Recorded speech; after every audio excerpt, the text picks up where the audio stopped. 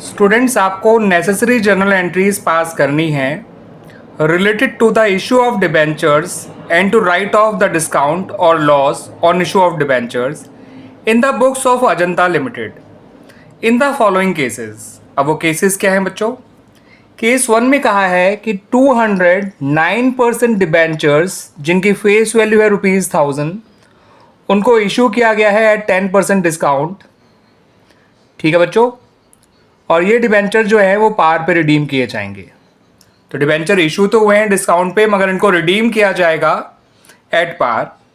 यहाँ पर हमें ये भी बता रखा है कि कंपनी के पास सिक्योरिटीज प्रीमियम में पहले से ही जो बैलेंस है वो है ₹15,000। ये तो है बच्चों केस 1। डिबेंचर डिस्काउंट पे इशू है 10% और रिडीम पार पे होंगे। कंपनी के पास सिक्योरिटीज प्रीमियम का पैसा पहले से ही है ₹15,000। केस 2 में कंपनी ने 311% डिबेंचर्स इशू किए हैं, फेस वैल्यू इनकी भी 1000 है। इन्हें भी डिस्काउंट पे इशू किया गया है एट 5%, मगर ये रिडीम होंगे एट ए प्रीमियम ऑफ 10%। यहाँ पर भी आपको बैलेंस ऑफ सिक्योरिटी प्रीमियम दे रखा है ₹35,000।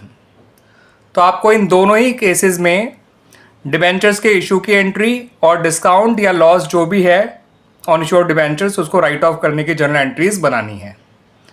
तो आइए बच्चों देख लेते हैं ये एंट्रीज कैसे बनाई जाएंगी। तो बच्चों पहले केस 1 की एंट्रीज देख लीजिए। केस 1 में इशू से रिलेटेड 2 एंट्रीज बनाई जाएंगी, पहले पैसे को रिसीव करने की एंड देन उसको डिबेंचर्स में ट्रांसफ़र करने की। तो मैंने ये दोनों एंट्रीज पहले ही बना रखी हैं। अब इनको अमाउंट कैसे फिल करना है इनका वो देख लीजिए। आप जब डिबेंचर होल्डर से पैसा ले रहे हैं वो 10% डिस्काउंट के बाद का ले रहे हैं, तो डिबेंचर्स की जो टोटल फेस वैल्यू है वो निकल कर आएगी 200 इंटू 1000 दैट इज़ 2 लाख, और डिस्काउंट है 10%। तो 2 लाख का 10% हो गया बच्चों 20,000। इसका मतलब जो आप डिबेंचर होल्डर से पैसा लेंगे वो लेंगे ₹1,80,000। टोटल फेस वैल्यू का मैंने 10% निकाला और इसे माइनस कर दिया। दूसरा तरीका ये था कि मैं एक डिबेंचर का डिस्काउंट निकाल लेता। जैसे ₹1000 का डिबेंचर है, 10% डिस्काउंट होता है 100, यानी कि कंपनी जो है वो 900 ले रही है पर डिबेंचर, और 900 इंटू 200 करते तो भी इतना ही आता। ठीक है बच्चों, 200 डिबेंचर्स इंटू 900 जो उसका इशू प्राइस है डिबेंचर का उससे मल्टीप्लाई करते तो भी इतना ही आता। या फिर सिंपली टोटल फेस वैल्यू जो कि ₹2 लाख है उसमें से 10% ऑफ 2 लाख यानी कि 20,000 उसे माइनस करते तो भी यही आता। ठीक है बच्चों, अब सेकेंड एंट्री में आपको जो debenture application and allotment account का पैसा है उसे डेबिट करना है। याद रखिएगा जब हम एप्लीकेशन में रिसीव करते हैं तो हमें debenture application and allotment account open करना चाहिए जब हम सारा पैसा एक साथ ले रहे हों। ठीक है बच्चों, और यहाँ पर भी कंपनी सारा पैसा इकट्ठा ही ले रही है, इंस्टॉलमेंट्स में नहीं ले रही है। तो debenture application and allotment account अब डेबिट हो जाएगा जब पैसा डिबेंचर में ट्रांसफ़र करेंगे। साथ के साथ डिस्काउंट भी डेबिट हो जाएगा। डिस्काउंट में आएगा 200 इंटू 100 20,000, और डिबेंचर्स में तो डिबेंचर्स की फेस वैल्यू आएगी total face value 200 into 1000, 200 into face value of 1 debenture. ठीक है बच्चों, ये ऐसे करा के देख लीजिए। क्लियर बच्चों, 200 इंटू 100, 200 इंटू 1000, और डिबेंचर्स में आ गया पूरा 2 लाख। क्लियर बच्चों, पूरा का पूरा 2 लाख।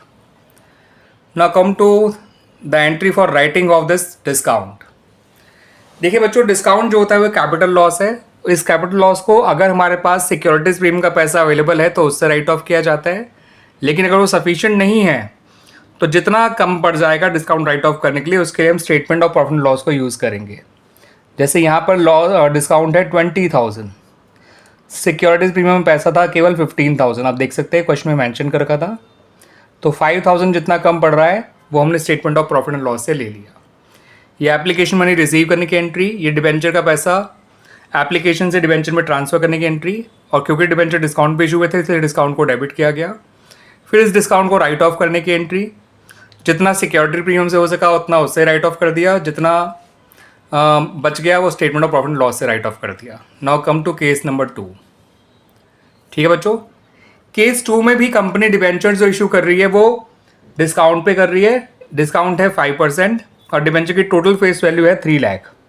300 इंटू 1000 होता है 3 लाख, इस 3 लाख का 5% जो होता है 15,000, उसे माइनस कर दीजिए। ये आ गया बच्चों 2,85,000। तो पहली एंट्री वही बनाई है बच्चों, debenture application and allotment account आपने क्रेडिट कर दिया, बैंक डेबिट कर दिया। तो एप्लीकेशन में रिसीव करने की एंट्री बैंक अकाउंट डेबिट और debenture application and allotment account. अब जो सेकेंड एंट्री है बच्चों उसको समझिएगा, जो कि डिबेंचर डिस्काउंट पे इशू हुए हैं और रिडीम उनको प्रीमियम पे किया जाएगा। तो ऐसे में बच्चों डिस्काउंट का पैसा और जो प्रीमियम रिडम्पशन और डिबेंचर्स का पैसा है उन दोनों को ही लॉस ऑन इशू और डिबेंचर अकाउंट में डेबिट किया जाता है। डिस्काउंट अलग से मत लिखिएगा, डिस्काउंट के पैसे को मैंने लॉस ऑन इशू और डिबेंचर में ही क्लब करके लिख दिया है। इसमें दो पैसे हैं, एक तो डिस्काउंट का पैसा है और दूसरा प्रीमियम रिडम्पशन और डिबेंचर का पैसा है। अब इसका अमाउंट आया कैसे है वो भी समझा देता हूँ बच्चों। जब पैसा हम एप्लीकेशन से ही डिबेंचर में ट्रांसफ़र करेंगे तो एप्लीकेशन अलॉटमेंट अकाउंट तो उतने ही अमाउंट से डेबिट होगा जितने से वो क्रेडिट हुआ था पहली एंट्री में, ठीक है। डिस्काउंट हटा के, डिस्काउंट ऑन इशू डिबेंचर हटा के, डिबेंचर्स में उनकी फेस वैल्यू आएगी जो कि 300 × 1000 है, यानी कि 3 लाख, ठीक है बच्चों। प्रीमियम रिडम्पशन और डिबेंचर्स में जितना प्रीमियम पे कर रहे हैं, प्रीमियम पे करना पड़ेगा at the time of redemption, वो है 10%, यानी कि 3 लाख का 10% दैट इज़ 30,000, ठीक है बच्चों।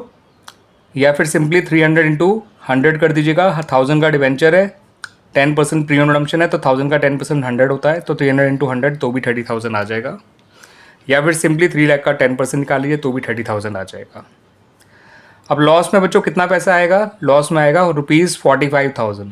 ये 45,000 कैसे आया समझ लीजिए बच्चों। इसमें मैंने 15,000 तो डिस्काउंट के लिए हैं और 30,000 प्रीमियम रिडम्पशन के लिए हैं। जब भी डिबेंचर इश्यू डिस्काउंट पे होते हैं और रिडीम प्रीमियम पे होना होता है तो डिस्काउंट का पैसा और प्रीमियम रिडम्पशन और डिबेंचर का पैसा दोनों मिला के लॉस में लिखा जाता है। अब आ जाइए थर्ड और लास्ट एंट्री पे। तो आखिर में आपको इस लॉस को राइट ऑफ करना है। अब जितना सिक्योरिटीज प्रीमियम से राइट ऑफ हो जाएगा उतना उससे कर देंगे, जितना बच जाएगा उसको हम राइट ऑफ करेंगे from statement of profit and loss. तो इस क्वेश्चन में हमें सिक्योरिटीज प्रीमियम का पैसा दे रखा था बैलेंस पहले से ही 35,000, 10,000 कम पड़ गया क्योंकि लॉस 45,000 है, उसके लिए स्टेटमेंट ऑफ पीनल को डेबिट करेंगे और लॉस और इशू और डिवेंचर अकाउंट को क्रेडिट कर दिया जाएगा विद ₹45,000। और इस तरह से हमारा ये क्वेश्चन भी कंप्लीट हो गया। पहले एप्लीकेशन में रिसीव करने की, फिर उस पैसे को डिवेंचर में ट्रांसफ़र करने की। लॉस का नाम और प्रीमियम रिडम्पशन का नाम इसलिए आया बिकॉज डिवेंचर का प्रीमियम पे रिडम्पशन होना है, दैट्स वाई। और जब भी डिवेंचर का प्रीमियम रिडम्पशन होगा तो ये दोनों हम आएंगे क्रेडिट में प्रीमियम रिडम्पशन और डिवेंचर अकाउंट, डेबिट में लॉस ऑन इशू और डिवेंचर अकाउंट। इसके अंदर केवल प्रीमियम और रिडम्पशन का अमाउंट नहीं है, इसके अंदर डिस्काउंट ऑन इशू और डिवेंचर का भी अमाउंट है। तो 15,000 और 30,000 45,000 पूरा लॉस हो गया। और इस लॉस को जब राइट ऑफ किया तो 35,000 सिक्योरिटीज प्रीमियम यूज़ किया गया और बचा हुआ 10,000 statement of profit and loss से राइट ऑफ किया गया। क्लियर बच्चों?